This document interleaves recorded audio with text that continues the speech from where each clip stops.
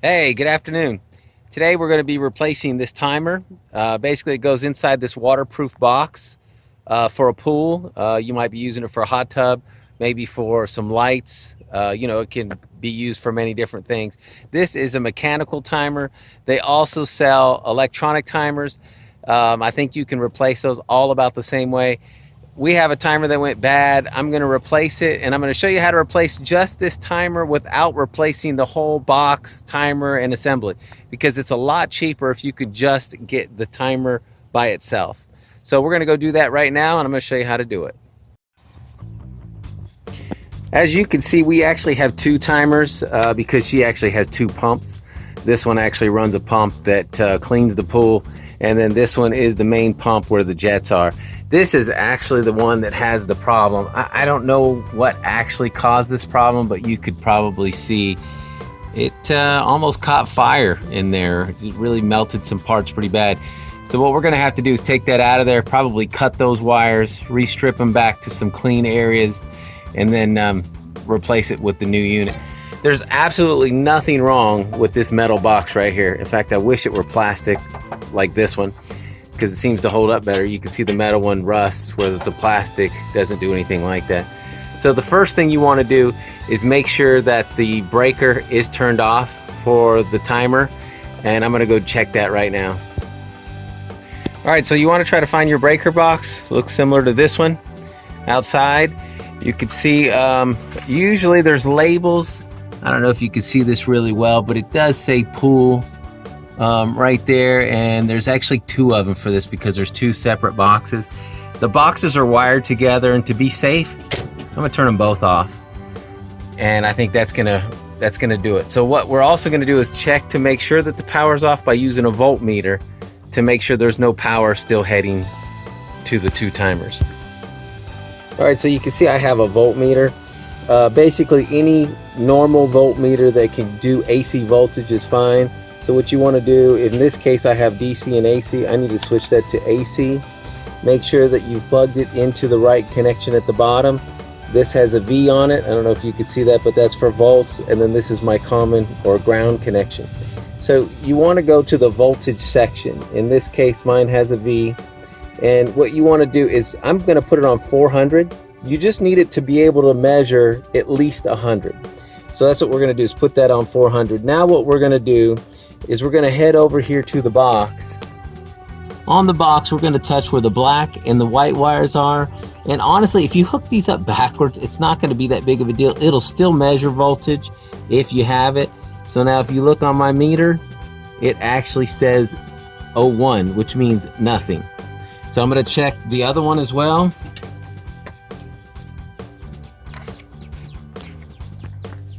So I'm going to touch the two same spots, and I don't know if you could see it, but I still have 1, which basically is 0. So it looks like we're good to go. All power's off. Now we need to start disassembling everything.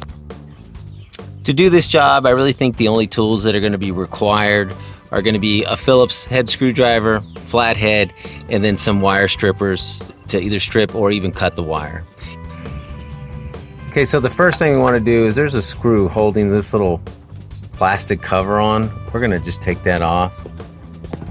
You can actually see on the other timer, we don't even have that. That's actually kind of dangerous to not have anything there, because it's an open box full of open wires and you can get electrocuted. So it's a good idea to try to keep that on. What I might do is salvage this one and put it on this other side, and that way we'll have one for both pieces. Now, if you're unsure of where these wires really go, it's probably a good idea to take a picture of it. So that way, you know, even if you're not an electrician, you don't know where things are going or coming from, you can at least refer back to the picture of what you did, showing how it looked before you started. So I would advise to do that before you start. Now, of course, if you're not comfortable working around electricity, I wouldn't even try to attempt this, but make sure that if you do, you take a picture. All right, so the first thing we need to do is start unscrewing some of these screws, because we want to pull these wires out. So I'm going to do the ones that are not melted together, because I really think this other one, I'm just going to have to cut. So those two go to the right. That wire looks fine. This is fine.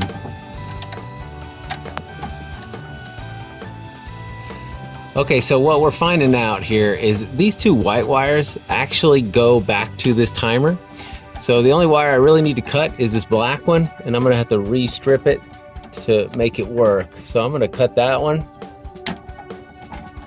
And to pull this out, I'm gonna show you how to do this. We'll step back a little bit. There's actually a little, here, let me see if I can get really close. There's actually a little tab right here. I don't know if it can, trying to focus in. There's a tab right there. You push down on it, and when you push down on it, the whole thing falls forward. And you can see, you can actually just pull the whole thing out. So you can see that timer really is simple to pull out of there. And then we just have the box. So now what we're gonna do is we're gonna open our box, we're gonna get the new timer, and we're just gonna snap it in place and then wire everything back up.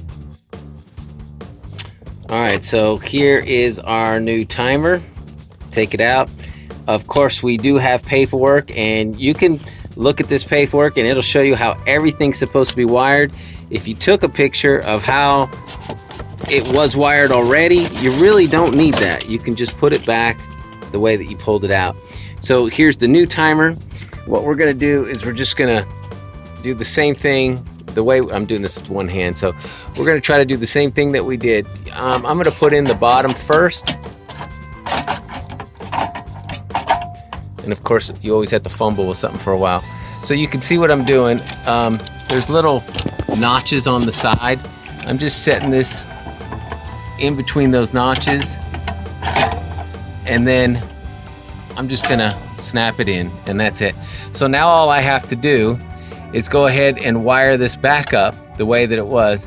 Now this timer actually looks a little bit different, so I'm gonna review the paperwork, make sure that everything goes in the same spot, because it could be a little different than the old one.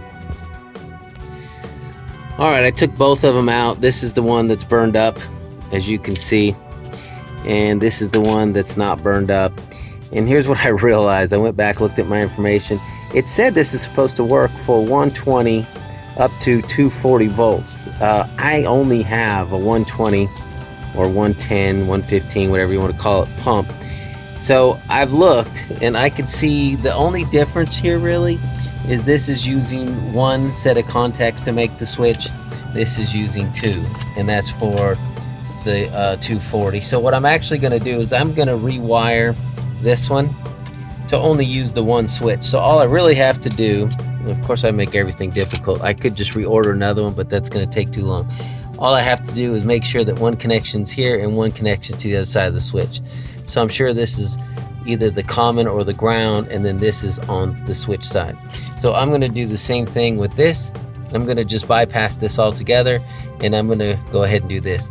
Now it's probably better for you to pay attention to the number on the box. My number is a 104M, and if I look inside the box, it says 101R, and you can even see the reference diagram shows completely different. When I look at the documentation, there's 4 different ones, and not to get too far into the weeds here, but mine is actually this one, and it talks about 208 to 277 volts AC. I have no doubt that it can handle 110. If it could do 220, 110 is no big deal. So I'm going to go ahead and rewire this, and then I'm going to stick it in the box. We're going to wire it up the same way. Okay, so if you run into this problem, here's what I did. You can tell the wire on top here is the same wire on top. On the original, it goes right here to the burnt connection. On the one on top over here, as you can see, goes to where that burnt connection was. And then the one right here closest to the motor goes into this little container and goes here on the outside. And you can see, I say container, it's actually a clip. You can see this one actually was already connected that way. So the only wire I really had to move was this one. I moved it from here to here. So now I'm going to wire up everything the same as I would if it were this one. All right, I'm going to show you this before I completely finish the wiring. So I had 2 black wires that I actually left off to the side. Those go right here. And I believe that's the load side right there. And then this is the neutral, and I had the red with all of the whites over here. The one black wire that needed to be stripped is right here, and it needs to go back into the center connection. So I can do that now. I've already stripped it with wire strippers.